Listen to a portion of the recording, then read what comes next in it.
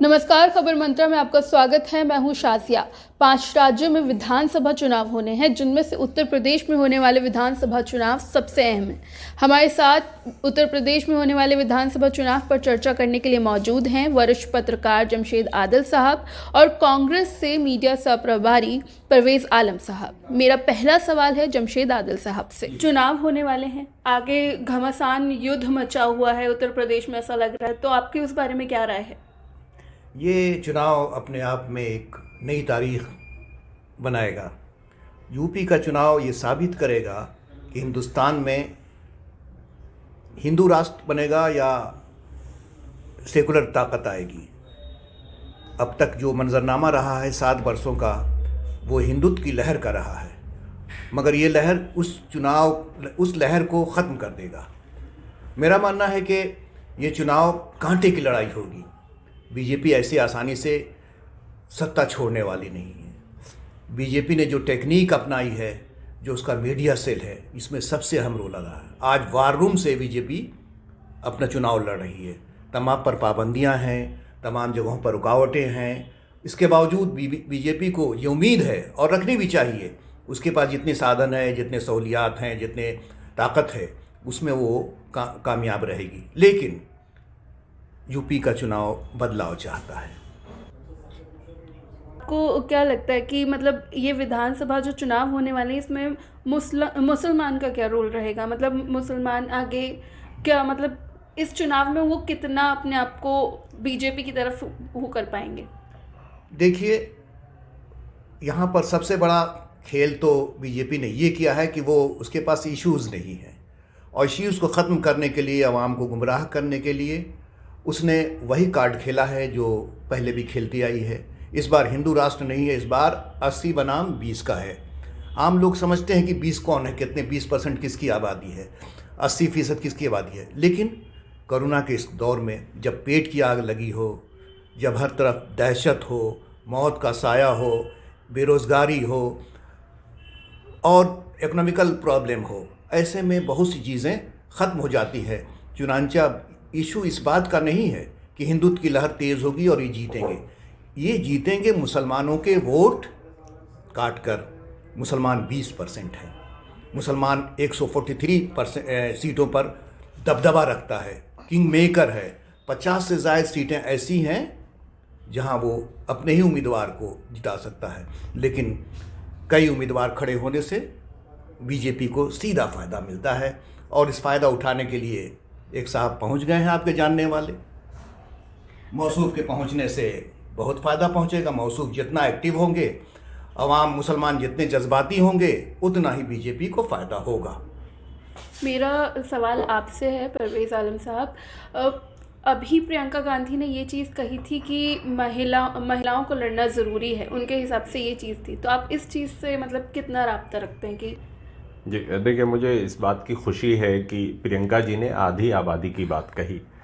आज तक इस देश में जितनी भी सियासी पार्टियां हैं, वो आधी आबादी का तो वोट चाहिए, लेकिन जब उनके सिक्योरिटी का इशू आता है, जब उनके करियर का इशू आता है, जब महिला सशक्तिकरण की बात आती है, तो कहीं ना कहीं सारी पॉलिटिकल पार्टियां जो है वो इधर उधर बगले झांकने लगते हैं।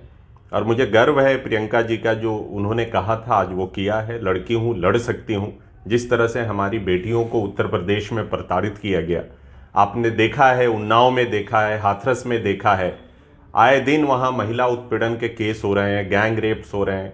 और कहीं ना कहीं देखिए, जब क्राइम होता है, क्राइम एक घटना है, हो गया, तो उसके बाद पुलिस महकमा, जुडिशरी, सबको एक्टिव होना चाहिए। लेकिन अफसोस इस बात का है कि जो रेप विक्टिम है वो महिलाएं अपनी लड़ाई लड़ती हैं इंसाफ के लिए, और अफसोस इस बात का है जो अपराधी हैं उसके साथ स्टेट खड़ा नजर आता है।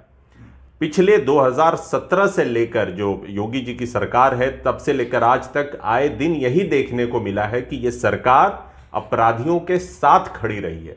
और आज प्रियंका जी ने जो नारा दिया है, लड़की हूं, लड़ सकती हूं, आज जो 25 करोड़ आबादी है उत्तर प्रदेश में, उसमें जो आधी आबादी है उसने अपनी बात करनी शुरू कर दी है। उसने अपने अधिकारों की बात, उसने अपने मान सम्मान की बात शुरू कर दी है, और ये एक बहुत क्रांतिकारी फैसला है। और देखिए, 125 की जो लिस्ट आई है कांग्रेस की, उसमें भी मुझे खुशी है कि सबसे ज़्यादा महिलाओं को अगर किसी पार्टी ने टिकट दिया है तो कांग्रेस पार्टी ने टिकट दिया है।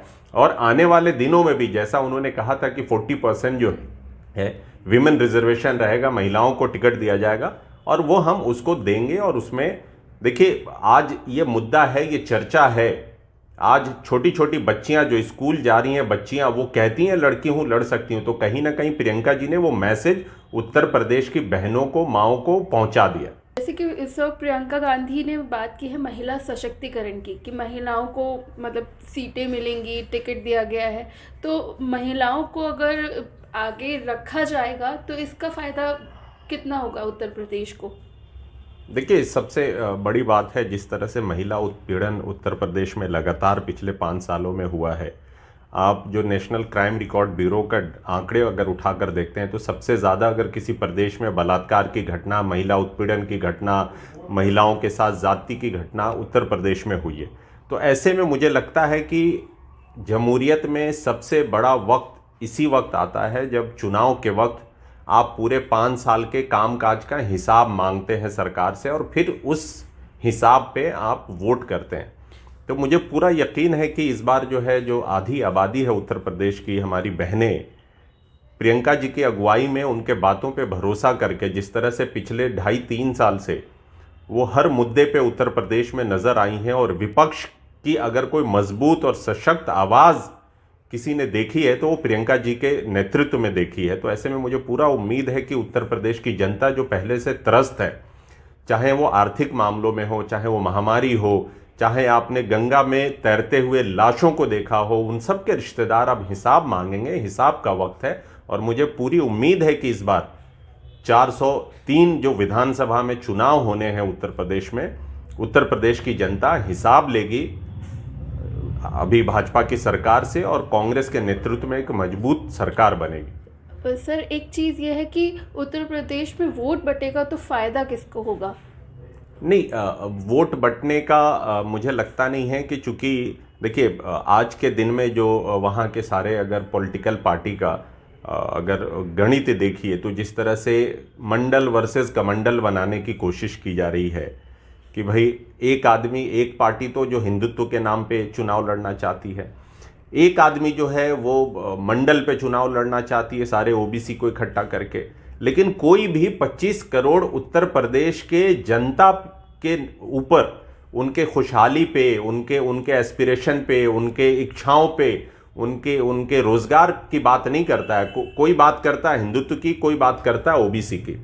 पूरे 25 करोड़ लोगों की अगर कोई आज के दिन में बात कर रहा है तो कांग्रेस कर रही है। हम बात कर रहे हैं पूरे उत्तर प्रदेश के समग्र विकास की। 25 करोड़ जो वहाँ की आवाम है, हम उसके बारे में बात कर रहे हैं, हम उनके खुशहाली के बारे में, हम उनके रोजगार के बारे में बात कर रहे हैं, कैसे उनके लाइफ जो है, उनके जीवन में जिस तरह से महंगाई की मार है उसको कम कर सकें, हम उस पर बात कर रहे हैं। तो बंटने का सवाल ही पैदा नहीं होता है। हाँ, समाजवादी पार्टी ने समाज को बांटने की कोशिश की है, अगड़ा वर्सेस जो है ओबीसी करने की, पिछड़ा करने की कोशिश कर रही है। एक तरफ पार्टी है जो हिंदुत्व की बात कर रही है, कांग्रेस एक वाहिद पार्टी है जो 25 करोड़ उत्तर प्रदेश वासियों की बात कर रहा है। अब मेरा सवाल है जमशेद आदिल साहब से कि मुसलमानों का रुख किस साइड होगा, मुसलमान किस तरफ जाएंगे? यूपी का मुसलमान एक पुलसरात से गुजर रहा है, ये बड़े शशपंज का आलम है उसके दिल में। बिहार का तजर्बा सामने से हो चुका है, लेकिन मेरा ख्याल है कि यूपी का मुसलमान बड़ी दानिशमंदी से काम लेगा। यूपी का मुसलमान चाहे तो बीजेपी की हुकूमत बनवा दे, बीजेपी चाहे, मुसलमान चाहे तो सेकुलर ताकत को ले आए। अब उसके सामने यही है कि कौन सी पार्टी जो सत्ता में आ रही है, एक तो वाज़े हो जाता है ना। और जहाँ तक लहर की बात है, लहर तो नहीं कहेंगे, ये हालात हैं, मजबूर है लोग उधर जाने के लिए, अखिलेश की जानिब, और उसमें किसानों का भी रोल है, बहुत सारे। लेकिन मुसलमान जो यूपी का मुसलमान है, ये बिल्कुल शशपंज के आलम में है, खामोश भी है, और ये खामोशी एक तूफ़ान का पेशखमा होती है। अगर इन्होंने बिहार के मुसलमानों की तरह थोड़ी भी बहुत दानिशमंदी दिखाई तो फिर यूपी में सेकुलर कुव्वतों का सूरज। असदुद्दीन ओवैसी भी आ रहे हैं। तो उसके बारे में क्या, मतलब इसके बारे में आप क्या कहेंगे? अब तो बिहार को देख ही लिया ना, बिहार को देखी और फिर उसके बारे में हम क्या कहें। 4-5 ही सीटें लेकर वो बनवा चुके हैं बिहार में शासन एनडीए की। अब यहाँ भी 2-4 सीटें जीत जाएंगे। भीड़ तो हो रही है उनके यहाँ, जज्बातियत तो बढ़ रही है। जितना चीख पुकार मचाएंगे बीजेपी को फ़ायदा पहुँचेगा। और जब बीजेपी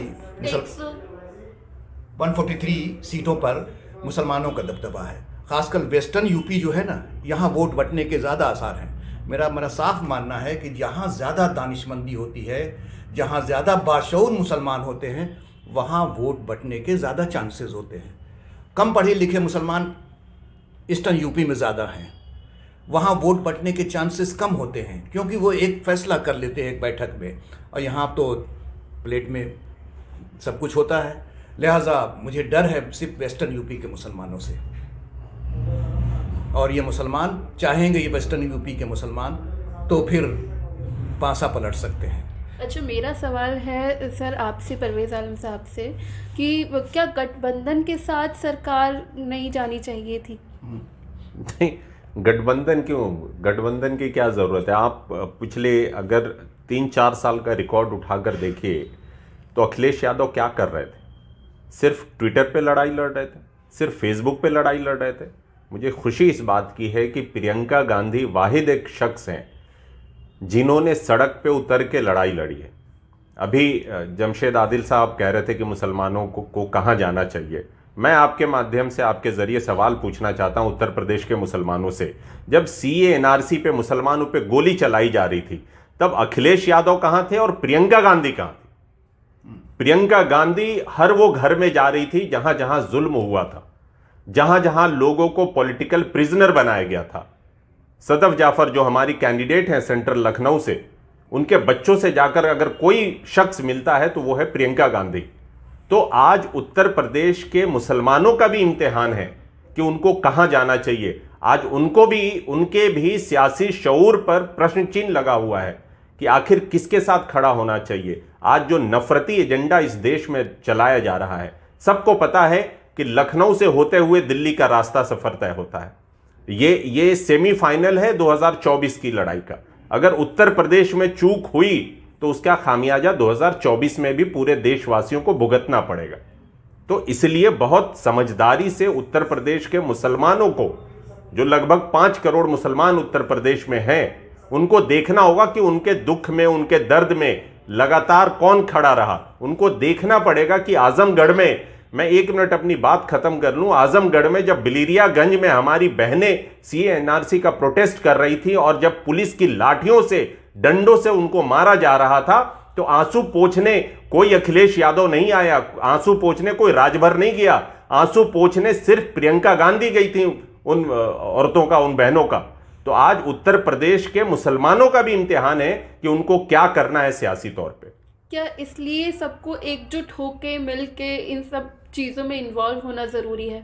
देखिए, एकजुट करने की जिम्मेदारी किसकी थी? मैं मानता हूं कि आज समाजवादी पार्टी का बड़ा संगठन है, ज़्यादा विधायक हैं, विपक्ष में वो हैं। विपक्ष हालांकि बहुत ही नाकाम विपक्ष रहा है उनका, उन्होंने किसी भी मुद्दे को ठीक ढंग से नहीं उठाया।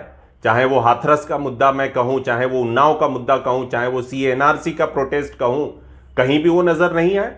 हाथरस में प्रियंका गांधी दिल्ली से जा सकती हैं, राहुल गांधी दिल्ली से जा सकते हैं, उन्नाव में जा सकते हैं, लेकिन वो अपने बंगले से, लखनऊ से नहीं निकल पाए। तो जब उत्तर प्रदेश वासियों पे जुल्म हो रहा था, तब आंसू पोंछने विपक्ष का सबसे मजबूत नेता जो अपने आप को कहते हैं, वो नहीं निकले। निकला कौन? प्रियंका गांधी निकली। तो आज उत्तर प्रदेश के लोगों का भी इम्तिहान है कि उनको किसके साथ खड़ा होना है। मेरा सवाल है जमशेद आदिल साहब से कि इलेक्शन कमीशन ने वर्चुअल रैली करने के लिए बोल दिया, तो इसका फ़ायदा किसको हो सकता है? मेरे ख्याल से वर्चुअल रैली का फ़ायदा ज़्यादातर बीजेपी को होगा। 1500 उसने सेंटर्स बनाए हैं और जितना बड़ा ये वार रूम बनाए हैं इन्होंने, डिजिटल वार रूम, ये इसका भी फ़ायदा पहुंचेगा। लेकिन इसके बावजूद जो अभी अवामी रुझान है, जो सर्वे आ रहे हैं, वो उन चीज़ों को ख़त्म करेंगे। लेकिन यहाँ फिर मैं कहूँगा कि लहर तो है किसी अपोजिशन की, लेकिन बड़ी कांटे की लड़ाई है। मैं अब भी यही कह रहा हूँ कि बिहार जैसी सूरत हाल होगी। और ये इसका एक ख़ास फ़ायदा डिजिटल वार रूम भी इससे भी होगा। करीब मैं तो आंकड़ा देता आपको, काफ़ी है और आया भी है। सबसे कमज़ोर हालत बहुजन समाज पार्टी की है। अब ये लोग क्या करेंगे, पिछले इलेक्शन की तरह वोट ट्रांसफ़र करा देंगे, ये भी बीजेपी को फ़ायदा पहुंचेगा। कांग्रेस का war room, digital war room भी बेहतर है, लेकिन बीजेपी से अच्छा नहीं है। और सारा खेल सोशल मीडिया से हो रहा है आजकल, सोशल मीडिया। लेकिन फिर भी उम्मीद है। लेकिन जो हिंदुत्व की लहर जो है उसके बारे में, हिंदुत्व की लहर देखिए कुछ इलाकों में तो होगी, लेकिन वो जो सोच रहे थे उस पर पानी फिर चुका है। अब वो पहले वाली बात नहीं होगी। अब लोग पेट की, रोज़ी रोटी की, मईशत की, तालीम की, सेहत की बातें करने लगे हैं और ये अच्छा है। अब योगी जी जो अयोध्या से उठने वाले थे वो भी ख़त्म हो चुका है, मथुरा से भी नहीं जा सके। खुद उनका सीट चेंज करना ये उनके लिए बड़ा ही घातक रहा है और लोग सवाल खड़ा करने वाले, हिंदुत्व को वाले खुद सवाल खड़ा कर रहे हैं। लेकिन ऐसा भी तो है कि 3 तलाक के बाद जो लोगों का मतलब महिलाओं का जो झुकाव है, जो मुस्लिम महिलाओं का झुकाव है, वो भाजपा की तरफ हो गया है। नहीं नहीं नहीं, ऐसा नहीं। देखिए वो इक्का दुक्का औरतें हैं जो, वो ऐसा नहीं है। ये बड़ी सुलझी हुई औरतें हैं, ख़वातीन, मुस्लिम ख़वातीन, ये बहुत ही सुलझी औरतें हैं। इसी ख़वातीन को तोड़ने के लिए तो सुल्ली बाई, बुल्ली बाई, गुल्ली बाई सब लाया गया। बीजेपी का जो प्लान था इसी सब तोड़ने के लिए। और ख़वातीन जो पढ़ी लिखी ख़वातीन थी वो खुद मुखर हैं, बोल रही हैं जो क्या मजालिम हो रहे हैं औरतों पर, क्या हुआ, क्या नहीं होना चाहिए। और 3 तलाक को तो कोई समझा नहीं। औरतें जो पढ़ी लिखी औरतें हैं वो समझ रही हैं, लेकिन कुछ कंजर्वेटिव हैं, कुछ इस तरह से हैं, वो नहीं समझ पा रही हैं। उससे कोई फ़र्क नहीं पड़ेगा। ये 3 तलाक तो बहुत कुछ, सिविल कोड है, इस पर भी है, ये नहीं सब चलेगा। मुस्लिम औरतें बहुत ही दानिश्वर हो गई हैं, एक तरह से काफ़ी सोच विचार। मुस्लिम वोटों का असर पड़ेगा। ख़वातीन का एक देखिएगा कहाँ पर जाता है, ये भी एक मरहला है। मुस्लिम वोटों में भी मुस्लिम ख़वातीन का वोट एक बड़ा मरहला होगा। मेरा सवाल परवेज़ आलम साहब से है कि इमरान मसूद जैसे लोगों के बारे में आपका क्या कहना है? मैं क्या बोलूँ, आपने सबने देखा जिस कांग्रेस पार्टी ने उनको बहुत ज़्यादा इज्जत अफजाई की, वेस्टर्न यूपी में हमेशा उनकी बात मानी गई। कांग्रेस पार्टी ने उनको अलग अलग वक्त पे अलग अलग जिम्मेदारियां दी। अभी वो दिल्ली प्रदेश के भी सह प्रभारी थे। अब ये तो वही बताएंगे कि आखिर उनको क्या मिला। अब जो हालात ये आ गए हैं कि वो न यहाँ के रहें न वहाँ के रहें, वैसी हालत हो गई उनके, और अपने आप को कद्दावर मुसलमानों का लीडर मानते हैं वो। और अफसोस इस बात का है, वही तो मैं कहना चाहता हूँ कि मुसलमानों की क़यादत को भी सोचना पड़ेगा। आज आपकी हक की बात कौन कर रहा है? कांग्रेस, जिसने हमेशा मुस्लिम इश्यूज़ पे सेकुलरिज्म का झंडा बुलंद किया, आपको मौका दिया, जबकि आपके साथ इससे पहले भी कंट्रोवर्शियल चीज़ें जुड़ी हुई थी, बावजूद इसके कांग्रेस पार्टी ने हमेशा आपको तरजीह दी। जिसने इज्जत दिया आपने उसको ठुकरा के आप वहाँ गए, जिसने आपको बेइज्जत किया आपको उल्टा ठुकरा दिया। तो अब सोचने की ज़रूरत उनको है कि उन्होंने कितना सही फैसला लिया, और आने वाला सहारनपुर के लोग भी तय करेंगे कि इमरान मसूद साहब का जो फैसला जायज़ था या नहीं था। अब दोनों का मेरी तरफ से शुक्रिया, हमारी टीम की तरफ से बहुत बहुत शुक्रिया आपका। आज के लिए सिर्फ इतना ही। और भी चुनाव से जुड़ी खबरों के लिए और डिबेट्स के लिए जुड़े रहिए खबर मंत्रा के साथ। ये वीडियो पसंद आया तो लाइक और शेयर ज़रूर करें और हमारे चैनल को सब्सक्राइब करना बिल्कुल ना भूलें।